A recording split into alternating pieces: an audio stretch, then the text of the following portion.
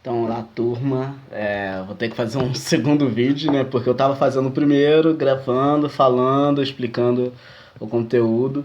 E aí acabou que no final, quando eu fui olhar, não tava salvo. Só salvou 7 minutos e pouquinho, né, do vídeo.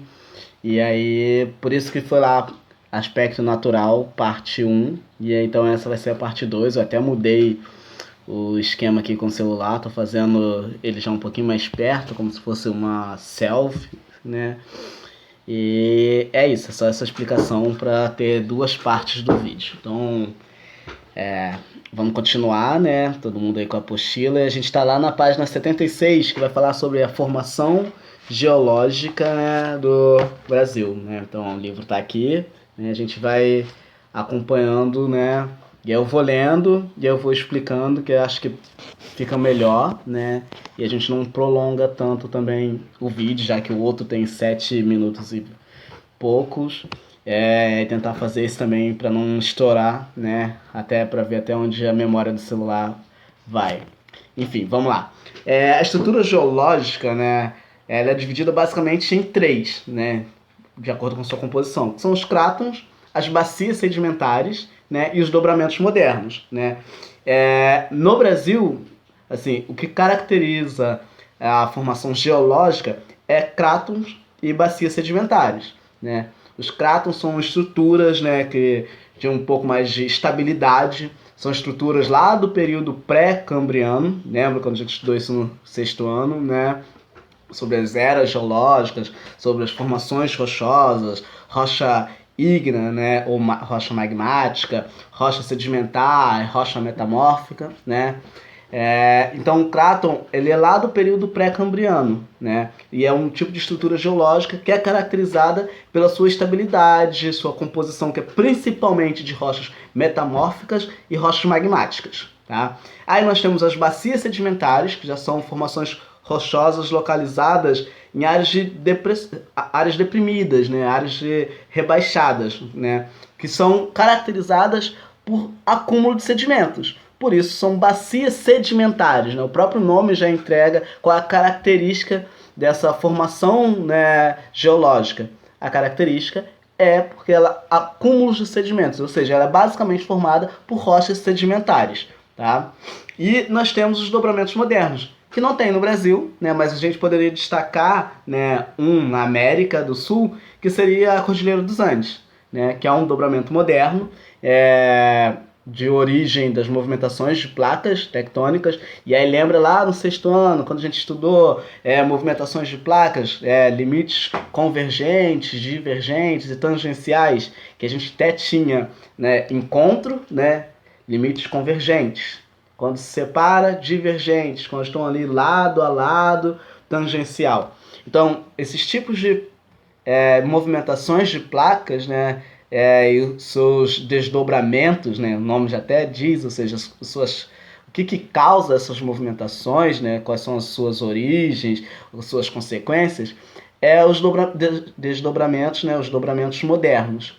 Né? Então, assim, no Brasil, por estar localizado bem no meio da placa sul-americana, a gente não sofre com abalo sísmico, a gente não sofre com terremotos, né? Então, por isso, a gente não tem uma formação geológica caracterizada por dobramentos modernos, né? O que caracteriza a nossa formação geológica são os crátons, em cerca de 33%, até um pouquinho mais, né? E as bacias sedimentares, tá? E aí a gente vai falar um pouquinho do cráton e da bacia sedimentares. Então, na página 76, vocês podem circular, né, para facilitar o estudo de vocês, ou grifar com marca-texto, o iniciozinho, né, da estrutura geológica até bacias sedimentares, até o finalzinho das bacias sedimentares. Então lá, acumulam espessas camadas de sedimentos. Tá? Então, lá da estrutura geológica até camadas de sedimentos, vocês podem grifar, tá? Podem sublinhar, o que for melhor para dar um destaque para vocês na hora que vocês forem estudar. Tá? E aí na página 77, né? Página 77, acho que a imagem saiu ao contrário aqui, né? Mas na página 77 nós temos um mapa do Brasil em relação à estrutura geológica.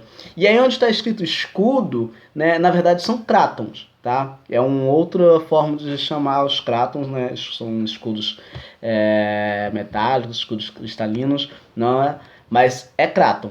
E aí temos as bacias sedimentares também espalhadas, tá? E aí a gente pode perceber que a maior parte do território ela é formada por bacias sedimentares, tá? E aí, indo lá para a página 78, turma, tá? Nós temos informações sobre os crátons, né? Que eles são de alguns períodos específicos, né? E aí temos lá no segundo parágrafo, né? Falando que os crátons foram formados no Íon Arqueano. Íon quer dizer período dentro da própria era. Nós temos lá a era pré-cambriana, e aí dentro daquela era temos alguns períodos para facilitar a relação de estudos. Aí esses períodos a gente chama de íons. Aí no Íon Arqueano, né, a gente não tem movimentações de placas. Então, os crátons formados nesse período eles são muito mais estáveis, né? São formações muito mais antigas, né? E se encontram, por ser muito mais antigas, desgastadas, né? Quanto mais antigo é uma formação rochosa, uma formação geológica, mais desgaste ela teve no decorrer do tempo geológico, tá? Lembra lá, tempo geológico, relação da formação do planeta Terra até os dias atuais, né? E a gente tem um outro tipo de cráton que é do íon proterozoico, que já é um pouco mais recente, 2,5 bilhões de anos, mas já é um período de uma atividade tectônica um pouco maior, que criam pequenas dobras, e essas dobras a gente nota em algumas regiões específicas, na região nordeste, centro-oeste, sudeste, sul, tá, do Brasil, a gente vê formações rochosas que parecem mais formações de origens de dobras das placas tectônicas, de movimentações das placas. Tá? E na página 79 a gente chega à parte das bacias sedimentares. Né? As bacias sedimentares são áreas, né, que a gente já tinha falado, áreas rebaixadas do relevo que recebem sedimentos e fragmentos de rochas de diferentes origens. Lembra lá a formação de rochas sedimentares? Elas acabam sendo transportadas, elas são desgastadas de uma rocha de origem que se desgasta, os sedimentos são alocados para uma outra região. Então, esses sedimentos eles são transportados para regiões mais baixas, né? Ou seja, um sedimento que saia de um local, de uma rocha origem, ela não vai procurar um local mais alto para se instalar. Ou seja, a tendência é que ela vá para áreas mais rebaixadas. Então, essas áreas rebaixadas que vão acumulando sedimentos ao longo do tempo geológico formam essas regiões, né, de rochas sedimentares. Tá? E essas áreas são construídas por pacotes de rochas mesmo, né? E aí elas chegam a ultrapassar, a gente pode olhar no livro, chegam a ultrapassar 5.000 metros de espessura, tá? Só por uma questão mais de curiosidade. As bacias sedimentares brasileiras, elas possuem diferentes extensões e ocupam 64% do território brasileiro. Então, ou seja, a nossa formação geológica, né, ela é, em grande parte, tá, formada por bacias sedimentares, tá? E aí tem regiões, por exemplo, a região da Amazônia, ela recebe o nome de bacia sedimentar amazônica, região do Pará, então tem o meio norte, então recebe o nome de bacia sedimentada Parnaíba, tem a bacia de São Francisco, do Acre, tá? São formações rochosas que datam, né, são estruturas que se formaram no período, né, da era mesozoica, ou seja, são formações mais recentes, né, cerca de 200 milhões de anos. Atualmente essas regiões se encontram cobertas por sedimentos onde a decomposição das rochas vulcânicas, como o basalto, deu origem a um solo fértil, conhecido como terra roxa. Então, geralmente, né, essas regiões de bacias sedimentares, tá, são regiões onde um solo é um pouco mais fértil, né? E aí a gente sabe que são essas regiões em específico, né?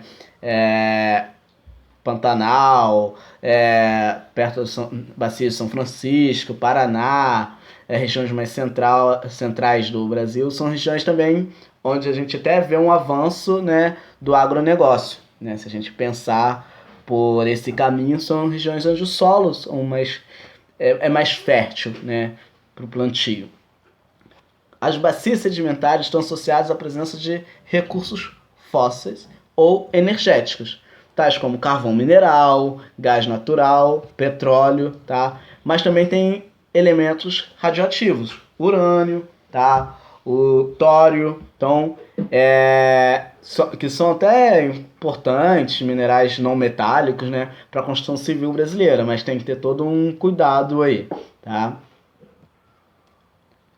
E um outro detalhe que é importante destacar em relação às bacias sedimentares é que geralmente, né, além das riquezas minerais, dos minérios que se encontra, além do solo totalmente fértil, né, além da relação de recursos fósseis e energéticos como carvão, gás natural, petróleo, tá? Relação também com elementos radioativos, ela tem uma outra riqueza que geralmente em todas as bacias sedimentares está associada a grande presença de bacias hidrográficas, ou seja, grandes reservatórios de água subterrânea. Tá? E aí a gente tem a ideia dos aquíferos, né? Aí a gente tem o aquífero, né, de Guarani, o aquífero Alter do Chão, tá? Então são grandes exemplos de reservatórios em bacias sedimentares. Acho que a gente encerra por aqui, né? O vídeo até tá longo aqui, mais de 11 minutos. Então, turma, anotou qualquer dúvida, não entendeu alguma coisa, me manda e-mail, me procura e eu vou procurar responder o e-mail mais rápido, tentar tirar essa dúvida para não acumular para o próximo conteúdo, né? Que a próxima parte da apostila é sobre relevo brasileiro, né? Mas antes disso, a gente tem um exercício para fazer lá da página 80, né? Finalzinho, a gente está no finalzinho da 79. Na página 80 tem exercício de aprendizagem 1, 2, 3, 4, 5. Tá? Tentem fazer, qualquer dúvida entre em contato comigo e até a próxima videoaula.